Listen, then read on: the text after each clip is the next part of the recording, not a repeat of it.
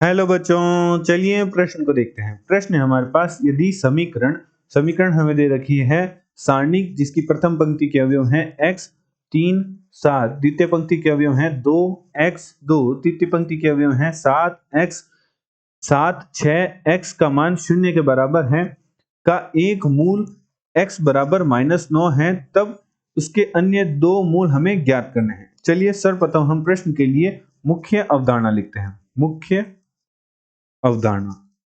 अवधारणा में हम किसी सारणी का प्रसार किस प्रकार ज्ञात किया जाता है उसका अध्ययन करेंगे।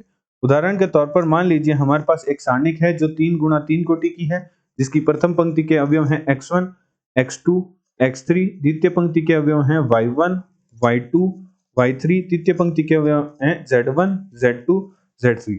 यदि हम निम्न सारणी का प्रसार प्रथम पंक्ति के सापेक्ष करना चाहें तो प्रसार कुछ इस प्रकार लिखा जाएगा।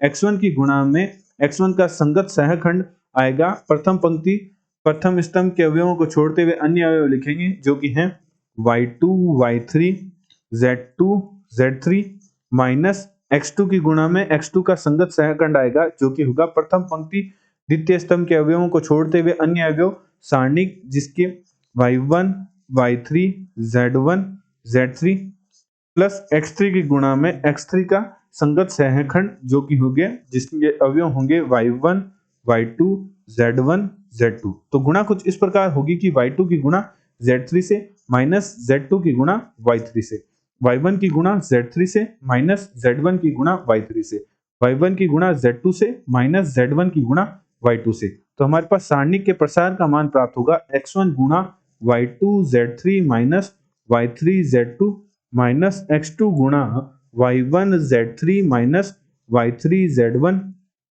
प्लस x3 गुणा y1 z2 minus y2 z1। तो इस प्रकार हम किसी भी सारणी का प्रथम पंक्ति के सापेक्ष प्रसार ज्ञात करते हैं। अतः प्रश्नानुसार प्रश्न में हमारे पास समीकरण दे रखी है वह सारणी के रूप में दे रखी है एवं प्रश्न में कहा है कि समीकरण का एक मूल x बराबर -9 है। तो चलिए सर्वप्रथम हम सारणी अर्थात समीकरण लिखते हैं जो कि सारणी के रूप में दे रखी है। सारणी का मान 0 के बराबर दे रखा है एवं सारणी की प्रथम पंक्ति के अवयव दे रखे हैं x 3 7, द्वितीय पंक्ति के अवयव दे रखे हैं 2x 2 2x 2 और तृतीय पंक्ति के अवयव दे रखे हैं 7 6x। तो मुख्य उदाहरण अनुसार सर्वप्रथम हम समीकरण ज्ञात करते हैं जो कि हम सारणी का प्रसार करके हम ज्ञात करेंगे।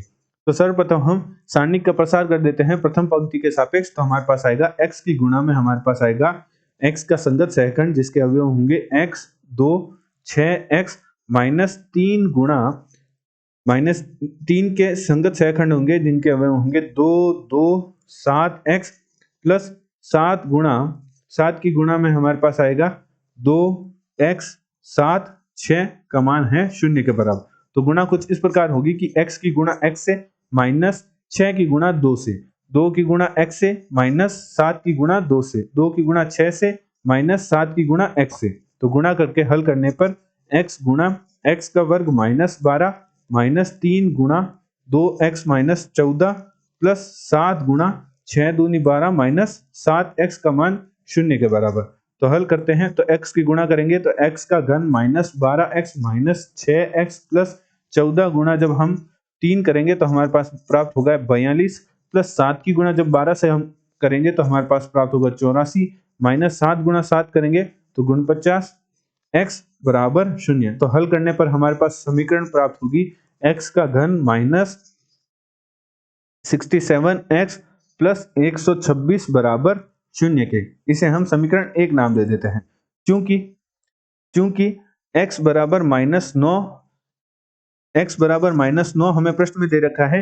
समीकरण का एक मूल है जो हमारा समीकरण 1 का एक मूल है, अतः x प्लस 9 का समीकरण 1 में भाग देकर हम अन्य दो मूल ज्ञात करेंगे। समीकरण 1 में भाग देने पर समीकरण 1 में हम x प्लस 9 का भाग देकर अन्य दो मूल प्राप्त करेंगे। तो हम भाग कुछ इस प्रकार देंगे, हम x प्लस 9 का हमारे पास जो समीकरण 1 है उसमें हम भाग देंगे। तो समीकरण 1 हमारे पास है जो कि है x का घन -67x प्लस 126। तो x का घन माइनस 67x प्लस 126। तो सर्वप्रथम हम x के वर्ग का भाग देंगे, तो x के वर्ग की गुणा x प्लस 9 से करेंगे तो हमारे पास प्राप्त होगा x का घन प्लस 9x स्क्वायर। तो घटाने पर माइनस माइनस x के घन से x का घन कट जाएगा, तो माइनस 9x का वर्ग माइनस 67x प्लस 126। अब हम माइनस 9x बार देंगे तो माइनस 9x की गुणा जब x प्लस 9 से करेंगे तो हमारे पास प्राप्त होगा माइनस 9x का वर्ग। 9 की गुणा 9 से करेंगे तो हमारे पास प्राप्त होगा माइनस का 81x, तो प्लस प्लस 9 कट जाएगा तो 81x माइनस 67x करेंगे तो हमारे पास प्राप्त होगा 14x प्लस 126। अब भाग जाएगा 14 बार, तो 14 की गुणा जब हम x प्लस 9 से करेंगे तो हमारे पास प्राप्त होगा 14x प्लस 126।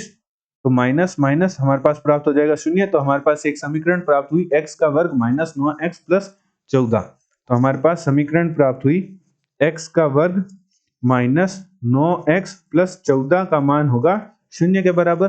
तो गुणनखंड कुछ इस प्रकार करते हैं कि गुणा करने पर तो 14 आए और जोड़ने घटाने पर माइनस का 9 आए। तो माइनस 9 को तोड़ते हैं, x का वर्ग minus 7x minus 2x plus 14 बराबर शून्य। प्रथम दो पदों में x उभयनिष्ठ आ रहा है तो x माइनस 9 माइनस अंतिम दो पदों में माइनस 2 को उभयनिष्ठ ले लेते हैं, जिससे हमारा बन जाएगा x माइनस 7 बराबर शून्य के।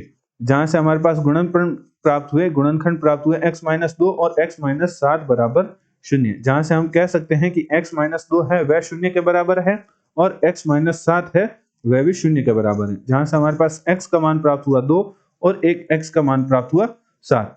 तो हमने मुख्य अवधारणा की सहायता से x का हमें एक गुणनखंड दे रखा था -9 और हमने अन्य दो गुणनखंड प्राप्त कर लिए जो कि हमारे पास प्राप्त हुए 2 और 7। आशा करते हैं आपको प्रश्न का समझ आया होगा। धन्यवाद।